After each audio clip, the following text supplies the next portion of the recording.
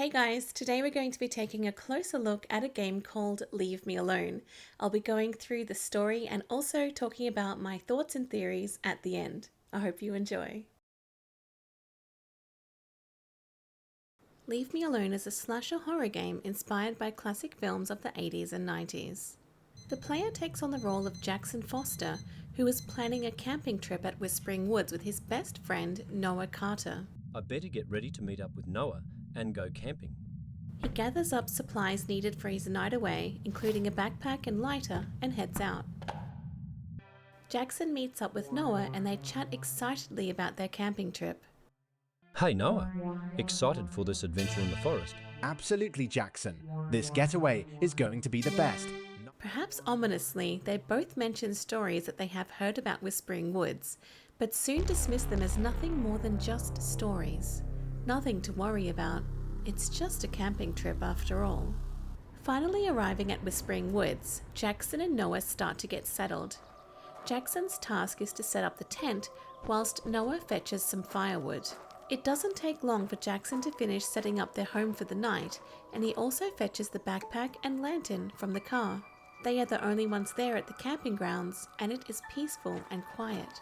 Jackson vows to do this more often. It's always wonderful to spend time in nature. Noah is still fetching firewood, so Jackson decides to explore their surroundings. The woods around him are thick and dense with trees. Jackson sets off down a long pathway, the leaves and twigs crunching underneath his feet with every step. Arriving at a crossroads, he decides to take a right. At the end of the path, there is a large building. The door is locked. It seems strange that this building would be here in the middle of nowhere. Jackson turns around and decides to explore down the other path. To his surprise, he arrives at a cemetery in a small clearing. What is this? A graveyard? He can't remember there being a cemetery here, and for a brief moment he starts to have second thoughts. Maybe they shouldn't be here. Is it safe? He notices a wooden coffin in the distance with a scrap of paper on top. His eyes widen when he reads the words. A body was found here. The authorities were unable to find out much about it at all, and Jackson feels his heart start to beat faster. He quickly drops the newspaper and decides to go back to the campsite, hoping Noah has returned. The walk back to the campsite feels different. The crunch of the twigs and leaves underneath his feet sounds ominous. No longer peaceful. He quickens his pace and feels relief when he sees Noah, holding a pile of logs and smiling. Maybe it was all just in his head. Noah was here. They were going camping. Everything would be okay. Hey, Jackson, I brought the firewood. Let's set up the campfire. It's getting late. Jackson and Noah set up the campfire and sat down together, enjoying the evening. They spoke for a few hours, telling spooky stories until they were tired. Jackson didn't tell Noah about what he found in the woods.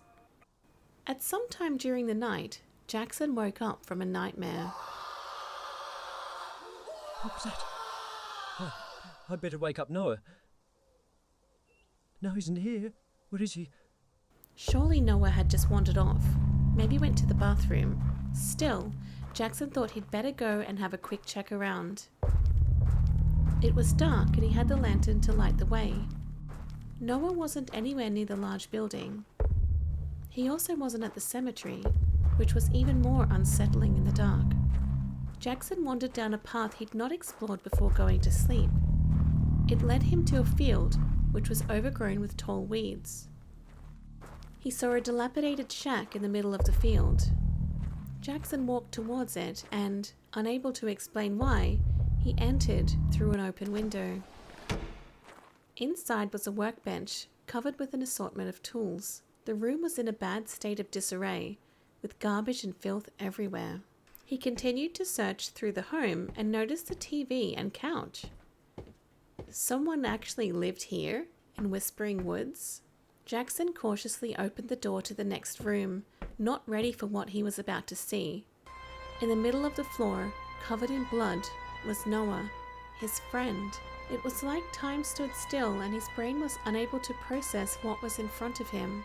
Standing above Noah and staring down was a figure in dark clothing. In his hand was a huge knife, still dripping with what was most likely Noah's blood. There were many black body bags scattered around the room. The man turned to face him, and without a sound, Jackson dashed out of the room, his feet moving on their own. He heard footsteps close behind and prayed he wouldn't forget the exit. He leapt through the window, expecting the sharp knife to cut his legs and feet in half. He hit the ground among the high weeds and got up quickly, his breathing ragged. He ran, feeling hot tears burn his eyes and the spiky weeds lash his arms and face. He knew there was no help nearby, nowhere to go, nowhere to run. He wouldn't have time to get in the car, and besides, Noah had the keys. The footsteps were closer now, and he was sure he could hear the man breathing behind him. He was sure he could feel the heat of his breath. Jackson ran, blindly, through the woods and down the path he explored earlier. The large building was in front of him, and without thinking, he reached for the door and turned the handle. It opened inwards, no longer locked, and he found himself in a narrow corridor. There was nowhere to go but forward. He could hear the door open and close behind him, the heavy footfalls of the killer looming. They came closer and closer, and Jackson turned around to face his doom. He knew it was over, finished. Tears flowed down his cheeks, and he began to beg for his life. Leave me alone. Rushing towards him, the killer struck.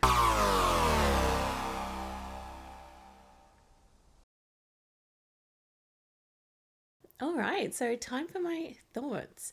The killer's identity and motives are still unknown, but I think they are likely responsible for the body found in the Whispering Woods Cemetery and also other missing people in the area. Thinking back to when we were inside the killer's shack, we saw a lot of black body bags. That indicates to me that the killer has been on a killing spree for quite some time now, taking the lives of many people, and I dare say even more than what we saw in the shack. That large building that Jackson found in the forest the night before, it was locked when he originally found it, but when he was trying to get away from the killer, it was suddenly unlocked. I don't know whether the killer unlocked that himself, maybe hoping to lure one or even both of the boys there. Maybe he was planning on trapping and killing them there and then transporting the body to his other shack. I really do wish that we knew more about the killer, so a lot of it is just guesswork and trying to get in his head. So Noah and Jackson were the latest victims, the last people to see the killer in action. Unfortunately, they weren't able to get away, so the killer is still out there,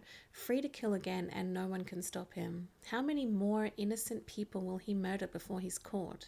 The Whispering Woods killer is still on the loose, extremely dangerous, and could strike at any time. Be careful out there.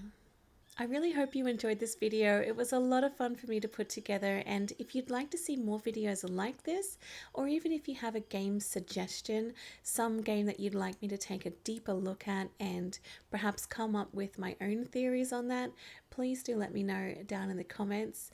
Thank you so much for watching and have a wonderful day.